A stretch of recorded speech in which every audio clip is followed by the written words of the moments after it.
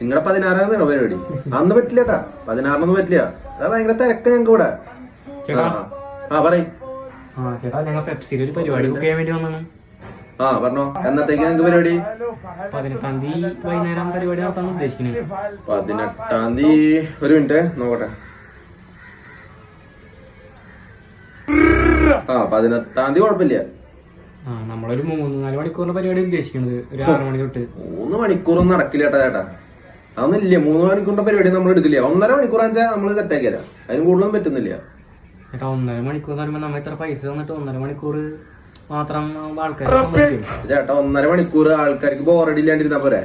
അതിൽ 1 മണിക്കൂർ ഉണ്ടാവും, ഒരു 10 എണ്ണം. അതില് ഒരു 4 ഉണ്ടാവും. അങ്ങനെ കുറച്ച് 1 മണിക്കൂറോളം. ബാക്കി 1/2 മണിക്കൂർ എന്തായിരിക്കും? ബാക്കി 1/2 മണിക്കൂർ യൂസ്ബില് പാട്ട് കുത്തിരും. നിങ്ങൾക്ക് പരിപാടി വേണമെങ്കിൽ നിങ്ങളത് നോക്കിയിട്ട് പറയും കേട്ടാ. ഭയങ്കര തിരക്കാണ്. ഇനി കൊറേ നേരം കഴിഞ്ഞിട്ടുണ്ടെങ്കിൽ ഡേറ്റ് കിട്ടിയില്ല കേട്ടാ. നോക്കിട്ട് പറ. പറഞ്ഞോ. ദുബായില് നിന്റെ അമ്മര എന്താ ദുബായിൽ പ്രശ്നം? ദുബായിലൊന്നും ഇല്ല.